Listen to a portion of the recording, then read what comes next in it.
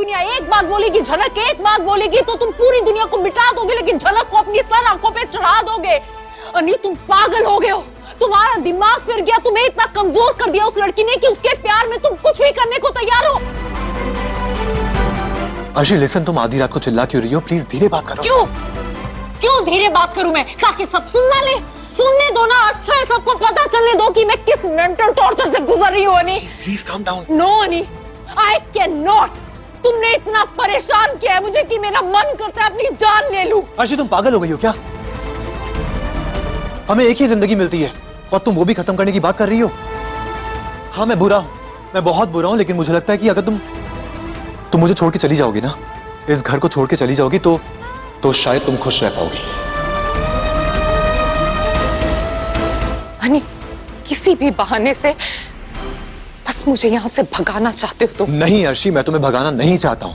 मैं चाहता हूं कि तुम यहां पे रहो, लेकिन मैं सच को भी डिनाई नहीं कर सकता। मेरी लाइफ दो हिस्सों में बटी हुई है और मुझे ये बोलने में बिल्कुल भी शर्म नहीं आ रही है कि मैं झनक से प्यार करता हूं।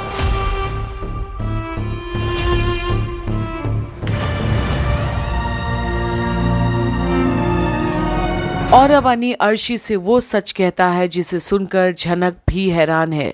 आखिर अर्शी का दिल तोड़ ही दिया अनी ने, पर अब झनक को समझ नहीं आता कि वो क्या करे अब, जहां सन्नाटा छाया है थोड़ी देर के लिए अर्शी और अनी के बीच भी। पर अब क्या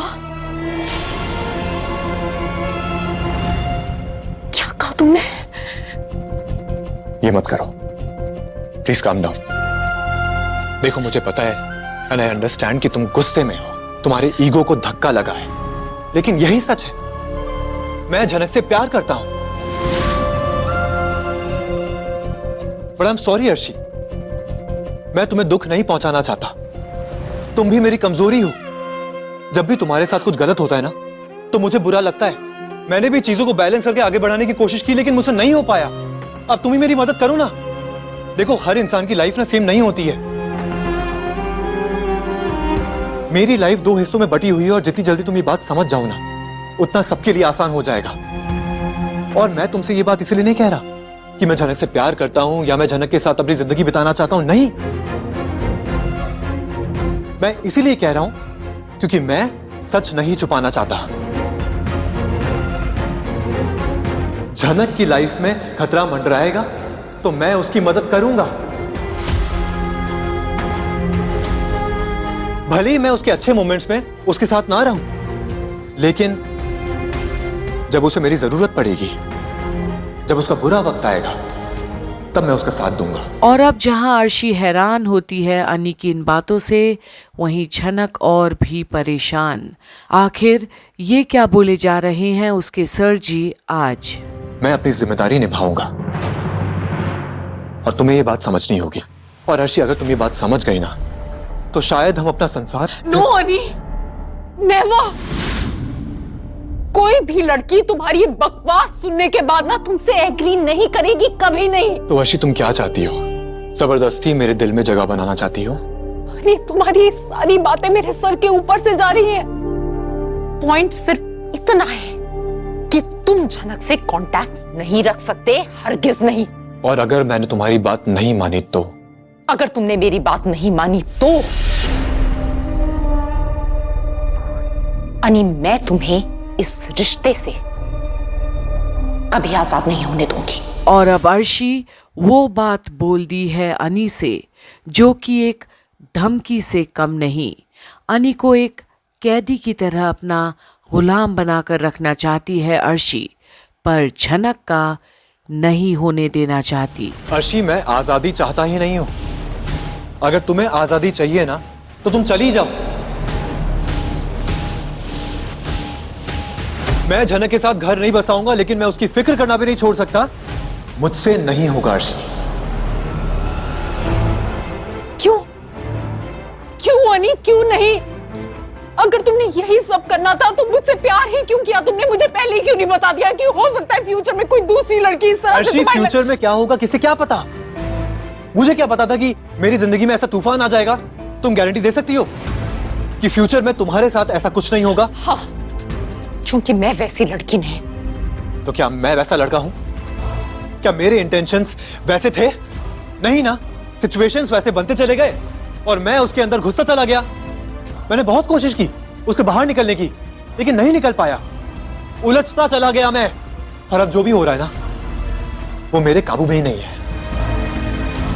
मैं झनक को अपने जहन से, अपनी जिंदगी से कभी नहीं मिटा सकता। अनि! और ये जो बातें अनी बोल बैठा है अब अर्शी को, ये अर्शी के लिए भी काल रात्रि की तरह है आज, जहां अनी का कबूलनामा उसके लिए इतना भारी पड़ गया कि वो अब सहन नहीं कर पा रही।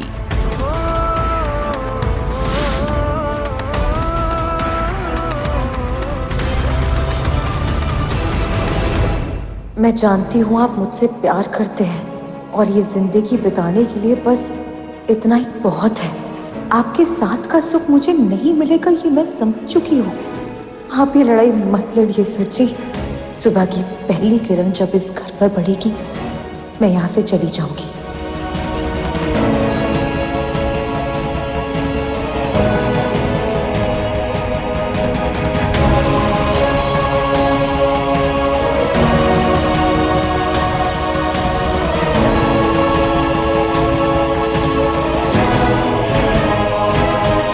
परसों सुबह हमें मुंबई के लिए फ्लाइट पकड़नी है और मैं चाहती हूँ कि हम अपनी बाकी जिंदगी की शुरुआत सुख शांति से करें। और आपका साथ सब कुछ है मेरे लिए पापा। हमें कभी कभी डर लगता है ये सोचकर कि हमें एक दिन तो इस दुनिया से जाना ही पड़ेगा ना, तब तो तुम अकेले रह जाओगे। और अब झनक अपने पापा से कही बातें याद करती है। वहीं अब उसे ये भी मलाल है कि क्यों हर कोई उसे छोड़कर चले जाता है, क्यों कोई उसका नहीं बन पाता कभी।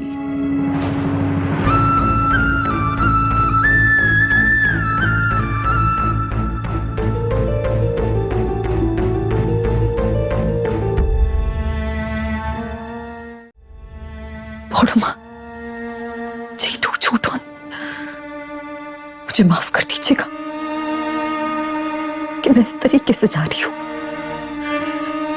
लेकिन मैं क्या करूं? अगर आमने सामने खड़े होकर आपको बताती तो आप लोग मुझे कभी नहीं जाने देते, या फिर यूं कहूं कि मैं खुद नहीं जा पाती।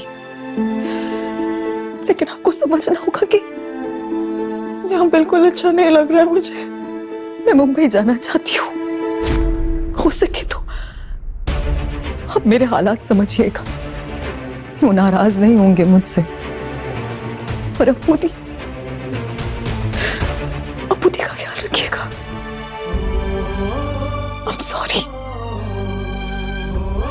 और अब झनक जाने का भी ठान ली है और अपना कुछ सामान लेकर जाने वाली है उस घर से, जहां उसके ही वजह से इतना कुछ होते रहता है आए दिन।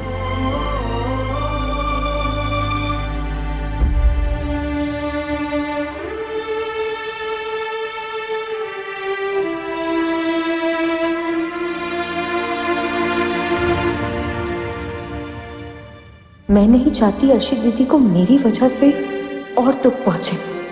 आप साथ में अच्छे से रहिएगा। और जहां पूरी रात अर्शी और अनी झगड़ते ही रह गए झनक के नाम पर, वहीं झनक तो निकल पड़ी उस घर से जहां इतना क्लेश होता है, खासकर उसके चलते। पर क्या अनी को जब पता चलेगा कि झनक घर पर नहीं है, वो चली गई है, तो क्या वो एक बार फिर से उसे ढूंढने नहीं निकलेगा? ये देखने के लिए कि क्या ये मुमकिन होने देगी अर्शी, आप भी बने रहिए कंप्लीट बॉलीवुड पर, जहां आप देख रहे हैं झनक की सारी अपडेट्स।